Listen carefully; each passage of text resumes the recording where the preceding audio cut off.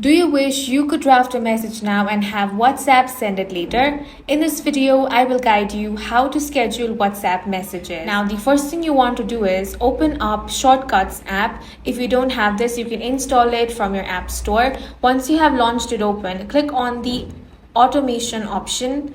Now select new automation. Now select time of day. Then you want to select the time. After that, tap on the next option. Now select send message. Click on search actions option. Now type WhatsApp. Select send message via WhatsApp option.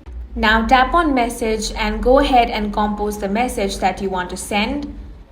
Then tap on recipients. Go ahead and select your recipient.